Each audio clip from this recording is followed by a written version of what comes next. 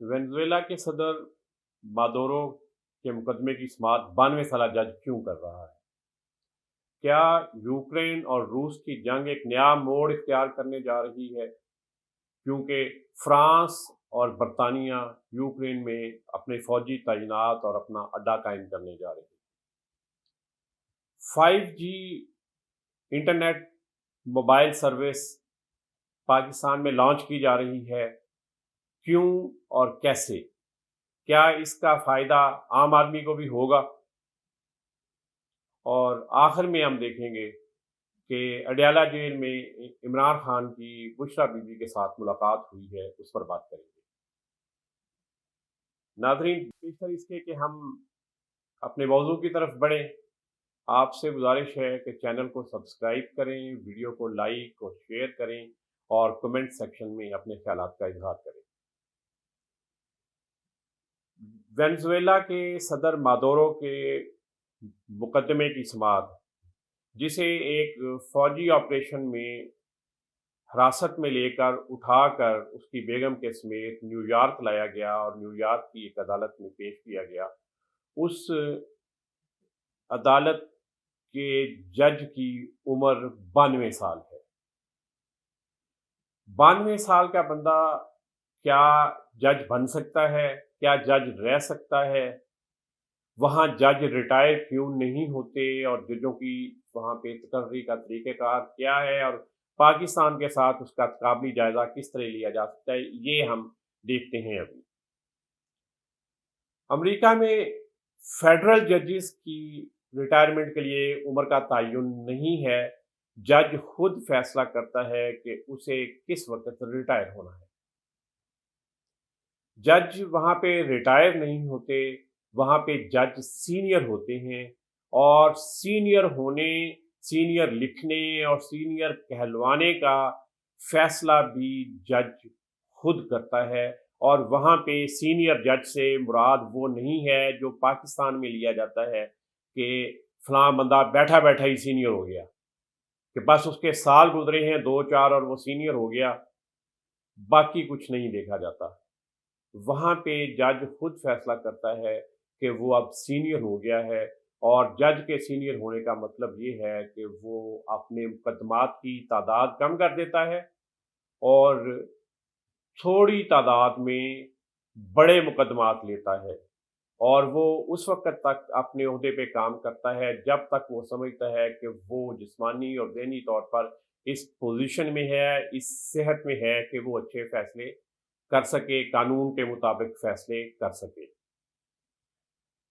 وہاں پہ مسئلہ اس لیے پیدا نہیں ہوتا کہ جج ریٹائر ہوں یا نہ ہوں یا کتنی عمر تک کام کریں، کہ وہاں پہ پاکستان جیسا ججوں کی بھرتی کا، اور خاص طور پہ فیڈرل ججوں کی بھرتی کا سسٹم نہیں ہے کہ یہاں پہ نفسیاتی مریض بھرتی ہو جائیں، سیاسی جماعتیں اپنے کارندوں کو بھرتی کر لیں جن کے ایوان اقتدار میں اچھے تعلقات ہیں، جن کے اچھے کنیکشنز ہیں، جن کی سیاسی وابستگیاں اس نوعیت کی ہیں، وہ اپنے آقاؤں کو، اپنے حکمرانوں کو، اپنے دوستوں کو خوش کر کے اور قائل کر کے ججز بن جائیں۔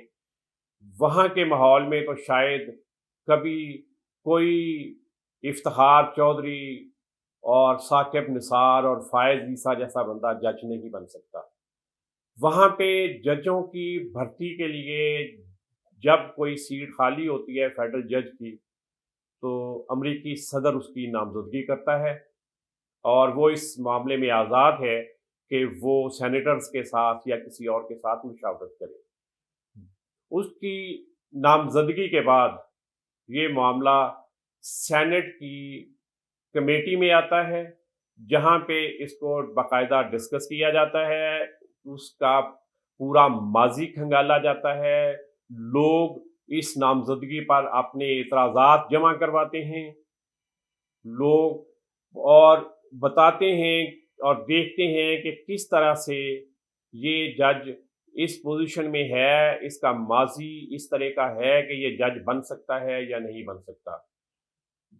اس سینٹ کمیٹی سے منظوری کے بعد یہ معاملہ سینٹ ہاؤس میں جاتا ہے، پورا سینٹ اس کا اجلاس ہوتا ہے، وہاں پہ یہ نامزدگی پیش ہوتی ہے، سینیٹرز سوال و جواب کرتے ہیں، پوری جرح ہوتی ہے، پوری سکروٹنی ہوتی ہے، اور اس کے بعد سینٹ میں ووٹنگ ہوتی ہے، اور اکثریت ملنے پر جج کی نامزدگی کے ہے اس کی منظوری دی جاتی ہے، اور پھر صدر اس جج کا تقرر کرتے ہیں، اور اس طرح مقرر ہونے والے جج کو پھر برطرف نہیں کیا جا سکتا، اس جج کو ریٹائر نہیں کیا جاتا، جج خود فیصلہ کرتا ہے کہ وہ کتنا عرصہ کام کرے گا۔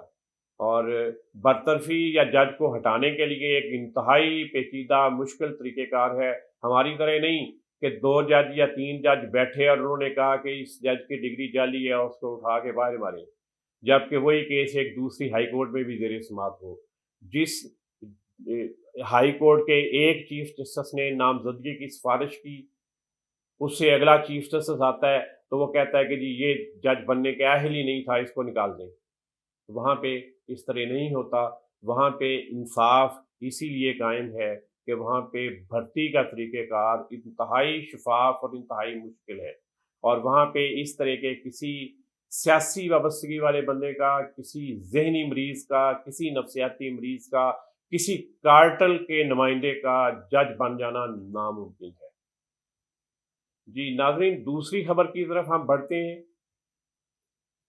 روس اور یوکرین کی جنگ شاید ایک نیا موڑ لینے جا رہی ہے۔ برطانیہ کے وزیر اعظم اور فرانس کے صدر کی پیرس میں ملاقات ہوئی ہے، اور انہوں نے یوکرین میں ایک فوجی اڈہ قائم کرنے اور فوجیوں کی تعیناتی کی منظوری دی ہے۔ اگر اس طرح براہ راست ان ملکوں کے فوجی وہاں پہ تعینات ہوتے ہیں اور اڈہ قائم ہوتا ہے تو یہ یقیناً اس جنگ کے پھیلاؤ اور یورپ کے اندر تک پھیلاؤ کا خدشہ ظاہر کیا جا رہا ہے، اور یہ ممکن ہو سکتا ہے کہ یہ جنگ پھر یوکرین سے باہر پھیل جائے اور یہ بدامنی، جنگ، افراتفری جو ہے یہ مزید بڑھے۔ ناظرین، اب ہم پاکستان کے اندر جو ہو رہا ہے اس کا جائزہ لیتے ہیں۔ ابھی یہ اعلان کیا گیا ہے کہ موبائل فون کمپنیاں اور انٹرنیٹ کمپنیاں جو ہیں وہ 5G ٹیکنالوجی لانے کی تیاری کر رہی ہیں، اور حکومت 5G اسپیکٹرم کی نیلامی کر رہی ہے۔ کیا ہم 5G کے لیے تیار ہیں؟ کیا 5G صرف اشرافیہ کے لیے لایا جا رہا ہے؟ اس حوالے سے ایک بڑا دلچسپ مضمون عامر ابراہیم کا شائع ہوا ہے اخبار میں، بزنس ریکارڈر میں۔ عامر ابراہیم وہاں پہ اکثر لکھتے رہتے ہیں، اور یہ کوئی عام شخصیت نہیں ہے، یہ جیز کمپنی کے سربراہ ہیں جو براہ راست انٹرنیٹ سروسز اور موبائل سروسز مہیا کرنے والی ملک کی بڑی کمپنی ہے۔ اس مضمون میں انہوں نے یہ کہا ہے کہ پاکستان میں صرف 2% لوگوں کے پاس 5G استعمال کرنے کے قابل ٹیلی فون ہیں۔ جی صرف 2% لوگوں کے پاس، اور پھر یہ بھی کہ پاکستان میں جو کافی ساری کمپنیاں موبائل فون بنا رہی ہیں یا اسمبل کر رہی ہیں، ان میں سے کوئی کمپنی بھی 5G فون نہیں بنا رہی، اور ابھی تک کسی کمپنی کا کوئی ایسا پلان بھی سامنے نہیں آیا کہ وہ آنے والے 1 2 3 مہینے میں یا 4 مہینے میں 5G موبائل یہاں پہ بنانا شروع کر دے۔ کیا 5G سروس شروع کرنے کے بعد اور اس کا اسپیکٹرم نیلام کرنے کے بعد 5G کے لیے تمام فون امپورٹ کیے جائیں گے؟ اور کیا انہی امپورٹڈ ٹیلی فونز کی یہاں پہ سیل کو بڑھانے کے لیے اس طرح کی باتیں مارکیٹ میں آ رہی ہیں کہ PTA اور دیگر سٹیک ہولڈرز جو ہیں انہوں نے امپورٹڈ موبائل فون جو ہیں، مہنگے موبائل فون جو ہیں، ان پر ٹیکس ختم کرنے یا کم کرنے کی سفارشات دی ہیں۔ ناظرین، یہ 5G صرف اس طرح موبائل پر جس طرح اب ہم انٹرنیٹ استعمال کرتے ہیں، زیادہ بڑی تعداد میں لوگ جو ٹیکنالوجی کا کام اس سے نہیں لے رہے، تو یہ اس طرح کی سروس نہیں ہے۔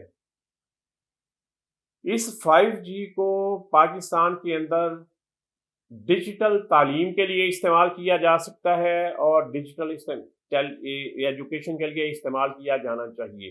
اس کو سمارٹ ایگریکلچر کے لیے، بہتر جدید اور ٹیکنالوجی پر مبنی زراعت کے لیے استعمال کیا جا سکتا ہے، اور اس کو استعمال کیا جانا چاہیے، اور اس کے لیے راہ ہموار ہونی چاہیے۔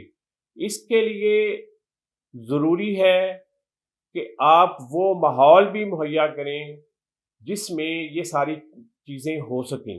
یہاں پہ ٹیکنالوجی ہے، اس کا استعمال وہ زیادہ بڑھے گا۔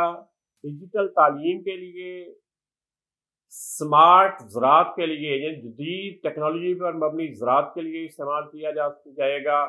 اس کو ای کامرس کے لیے، آن لائن بزنسز کے لیے اس کو استعمال کیا جائے گا۔ سروسز سیکٹر اس کو بہت زیادہ استعمال کرے گا۔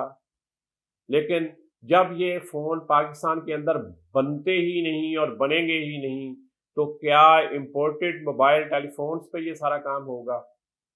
جی، اس کے لیے بھی پالیسی بنانے کی ضرورت ہے۔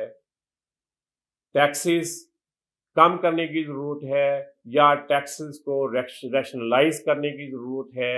یہاں کمپنیوں کو یہ پابند کرنے کی ضرورت ہے کہ آپ 5G انیبلڈ موبائل تیار کریں۔ یہاں پہ جو اسمبل کر رہی ہیں کمپنیاں، یا جو کمپنیاں بنا رہی ہیں، وہ اس طرف کیوں نہیں آ رہی؟ ان کو اس ٹیکنالوجی کے آنے سے پہلے یہاں پہ، اور اسپیکٹرم کی نیلامی سے پہلے یہاں پہ آنا چاہیے، اور یہ چیزیں موجود ہونی چاہیے۔ پھر ایک اور چیز ہے کہ اتنے مہنگے موبائل فون لینا، وہ لوگ جو زراعت سے وابستہ ہیں، وہ لوگ جو تعلیم سے وابستہ ہیں، جو آن لائن بزنسز سے وابستہ ہیں، جو سروسز سے وابستہ ہیں، جو اس 5G کا استعمال کریں گے، کیا وہ سارے لوگ اتنے مہنگے موبائل فون کہ 5G انیبلڈ کوئی فون بھی جو ہے وہ شاید 1 لاکھ روپے سے کم میں مارکیٹ میں موجود ہی نہیں ہے، اور جب ان کی ڈیمانڈ بڑھے گی تو یقینی طور پر ان کی قیمت بھی بڑھ جائے گی۔ تو کیا یہ لوگ اتنے مہنگے موبائل خرید پائیں گے؟ اور اس سہولت سے، اس ٹیکنالوجی سے جو ابھی پاکستان میں آنے والی ہے، چند مہینوں کی بات ہے، کیا اس سے وہ استفادہ کر پائیں گے؟ ہماری موبائل فون کمپنیاں یورپ اور امریکہ کی طرح موبائل فون قسطوں پر بلنگ کے ساتھ فراہم کیوں نہیں کرتی؟ ہمارے بینکس اس طرف کیوں نہیں آتے؟ ان کو بھی اس طرف آنا چاہیے۔ اور یہ ایک بڑا ریولوشن آ رہا ہے، لیکن اس انقلاب، اس ریولوشن، اس ٹیکنالوجی میں جو فروغ ہو رہا ہے، اس سے زیادہ فائدہ اٹھانے کے لیے اور لوگوں کو زیادہ سے زیادہ مستفید کرنے کے لیے حکومت کو اس اینڈ پر بھی کام کرنا چاہیے، اور ضرور کرنا چاہیے۔ جی ناظرین، آخری بات کہ اڈیالہ جیل میں قید عمران خان اور ان کی اہلیہ بشرا بی بی کی ملاقات کروائی گئی ہے گزشتہ روز، اور یہ تقریباً پونے گھنٹے کی ملاقات تھی، جس میں ان جو خبریں اس حوالے سے شائع ہوئی ہیں یا جو باہر آئی ہیں ذرائع کے حوالے سے خبریں، کہ انہوں نے تقریباً پونا گھنٹہ ملاقات کی اور زیادہ تر اپنے نجی خاندانی فیملی امور پہ بات کی۔ یہ ایک ہفتے میں ان دونوں کی دوسری ملاقات ہے۔ پہلے کافی عرصہ تک ان کے درمیان ملاقات نہیں ہوئی تھی، لیکن ابھی ان کے درمیان 7 دن کے وقفے کے بعد یا 1 ہفتے کے بعد دوسری ملاقات ہوئی ہے۔ یہ یقیناً ان کے لیے کچھ بہتری کا اشارہ ہے کہ وہ آپس میں مشاورت کر سکتے ہیں، اپنے خاندانی امور پہ بات کر سکتے ہیں، اور کل کو ان کے فیملی کے لوگ یا ان کے وکلاء جب ان سے ملیں گے تو وہ شاید ان کو بہتر طریقے سے اس پہ گائیڈ کر سکیں، اور تھوڑا سا یہ پی ٹی آئی کے لوگوں کے لیے بھی اطمینان کا باعث ہوگی کہ ان کی ملاقات ہوئی ہے۔ بہت شکریہ۔